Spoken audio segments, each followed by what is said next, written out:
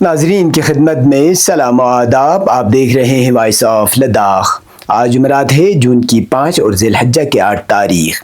آج کی تازہ ترین خبروں کو لے کر میں سعید ہاشم رضوی حاضر۔ ناظرین سے گزارش ہے کہ تازہ ترین خبروں اور حالات و واقعات سے باخبر رہنے کے لیے ہمارے چینل کو سبسکرائب کریں اور خبریں آخر تک ضرور دیکھیں۔ آپ دیکھ رہے ہیں آپ کا پسندیدہ news channel Voice of Ladakh.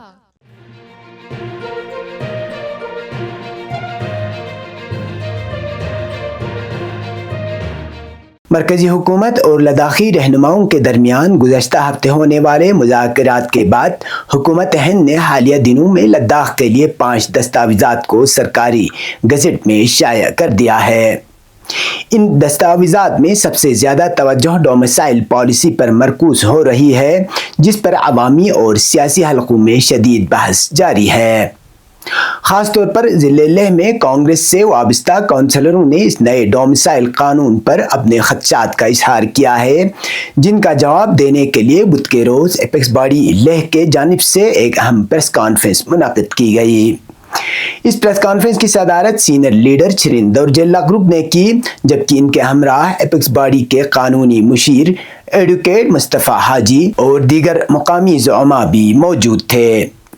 Press conference کے دوران چھرین دورجے لاگروپ نے واضح کی کہ مذاکرات کے دوران ڈومیسائل کی کٹ آف تاریخ پر تفصیلی اور سخت بحث ہوئی۔ آخرکار یہ طے پایا گیا کہ 2019 کے بعد سے کم از کم 15 سال تک لداخ میں مستقل طور پر مقیم غیر مقامی افراد ہی سرکاری ملازمتوں کے لیے ڈومیسائل سرٹیفکیٹ کے اہل ہوں گے۔ انہوں نے اس بات پر زور دیا کہ یہ ڈومیسائل صرف اور صرف ملازمت کی بھرتی تک محدود ہوگا اور اس سے دیگر حقوق یا زمینی دعووں کا تعلق نہیں ہے۔ اس بات کو سرکاری نوٹیفیکیشن میں بھی واضح کیا گیا ہے۔ ایڈوکیٹ مصطفیٰ حاجی نے کہا کہ لداخ کی ڈومیسائل پالیسی کو جموں و کشمیر کے پالیسی کے برابر نہ سمجھا جائے۔ جموں و کشمیر میں پہلے سے مقیم غیر ریاستی افراد کو ڈومیسائل دیا گیا، جبکہ لداخ میں اس حق کے لیے 15 سال رہائش کی شرط لازمی قرار دی گئی ہے۔ ایپیکس باڈی نے یہ بھی انکشاف کیا کہ 2034 تک لداخ میں تمام خالی سرکاری اسامیوں، خاص طور پر گزٹڈ پوسٹس پر صرف مقامی امیدواروں کو ہی ترجیح دی جائے گی، تاکہ مقامی نوجوانوں کو روزگار کے زیادہ میسر آئیں۔ تاہم اس پریس کانفرنس میں سرکاری زبان کے تعین اور ہل کونسل میں خواتین کے 33% ریزرویشن جیسے اہم مسائل پر کوئی تبصرہ نہیں کیا گیا، جس پر مختلف حلقے سوال اٹھا رہے ہیں۔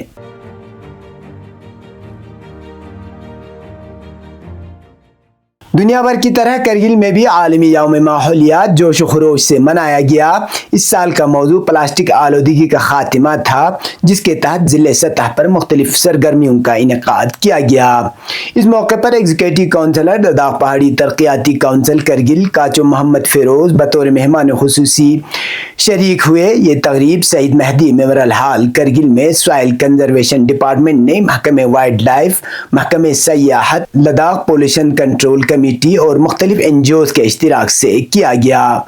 تقریب کے آغاز میں بس سٹینڈ سے آڈیٹوریم ہال تک مختلف سکولوں کے طلبہ نے ایک بیداری ریلی نکالی، جس میں انہوں نے ماحول کے تحفظ، موسمیاتی تبدیلی اور پائیدار ترقی کے پیغامات والے پلے کارڈز اٹھا رکھے تھے۔ اپنے خطاب میں اسی کاچو محمد فیروز نے کہا کہ لداخ میں گلوبل وارمنگ کے اثرات واضح ہو چکے ہیں، جیسا کہ برف باری میں تاخیر اس کی ایک علامت ہے۔ انہوں نے اس دن کے عہد کو عملی جامہ پہنانے پر زور دیتے ہوئے کہا کہ ماحول کے تحفظ کی ذمہ داری ہم سب پر عائد ہوتی ہے اور اس کا آغاز ہمیں آج سے کرنا ہوگا۔ انہوں نے پلاسٹک کے متبادل ذرائع تلاش کرنے اور کرگل میں اس کے استعمال کو محدود کرنے پر زور دیا۔ اسی فیروز نے اعلان کیا کہ LHDC کرگل پلاسٹک کے استعمال سے متعلق ایک پالیسی وضع کرے گا تاکہ ماحول کو محفوظ بنایا جا سکے۔ انہوں نے اس اہم تقریب کے انعقاد پر منتظمین کو سراہا اور مستقبل میں بھی ایسی سرگرمیاں جاری رکھنے پر زور دیا۔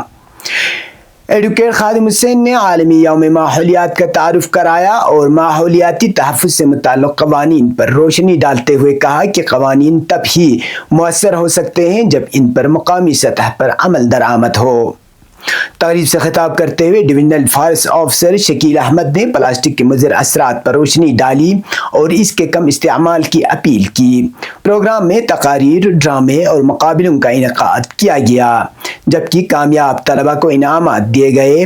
مرچنٹ ایسوسی ایشن کی جانب سے بہترین پلے کارڈز پر میونسپل خاک گروپ کو 20,000 روپے کا انعام دیا گیا۔ تقریب کے اختتام پر ماحول دوست سرگرمیوں کو جاری رکھنے کے عزم کا اظہار کیا گیا۔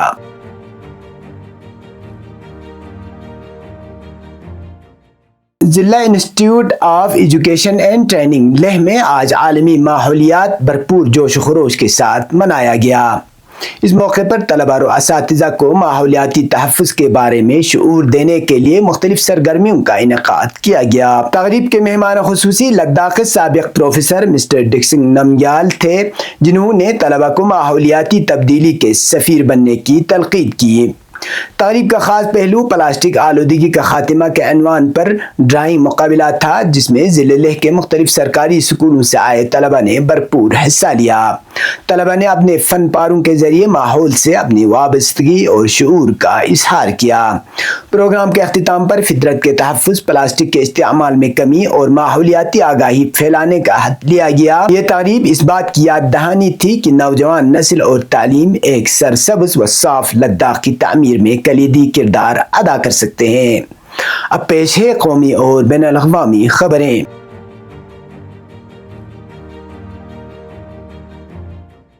آل India Muslim Personal Law Board نے منگل کو ایک پریس ریلیز جاری کرتے ہوئے 6 جون سے وقف امید پورٹل کو چلانے کے مرکزی حکومت کے اقدام پر اعتراض جتایا ہے۔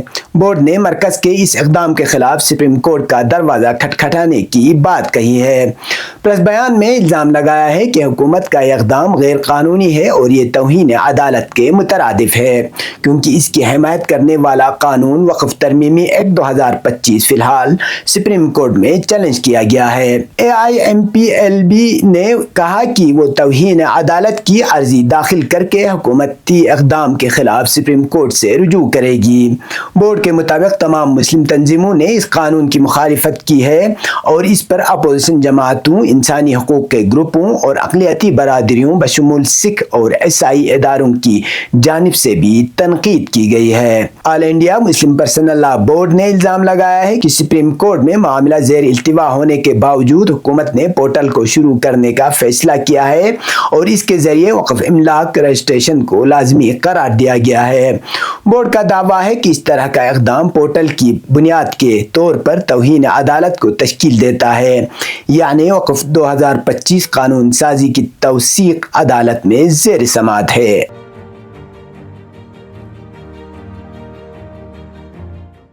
میڈیا رپورٹ کے مطابق مکہ مکرمہ میں دنیا بھر سے آئے لاکھوں عازمین حج مناسک حج کی ادائیگی میں مصروف ہیں۔ عازمین نے عمرہ تمتع ادا کرنے کے بعد مینا اور عرفات کا رخ کیا۔ یوم عرفہ کی ادائیگی کے بعد غروب آفتاب پر حجاج کرام مزدلفہ روانہ ہوں گے، جہاں شب بھر قیام اور کنکریاں جمع کریں گے۔ طلوع آفتاب کے بعد مینا میں رمی جمرات، قربانی اور حلقیہ تقصیر کے مناسک ادا کیے جائیں گے۔ ہندوستان سمیت دنیا بھر کے مسلمان اس روحانی سفر میں شریک ہیں اور امت مسلمہ کے لیے خصوصی دعائیں کی جا رہی ہیں۔ یہ تھا اب تک کی خبریں، اسی کے ساتھ مجھے اور میرے ساتھیوں کو دیجیے اجازت۔ اللہ حافظ۔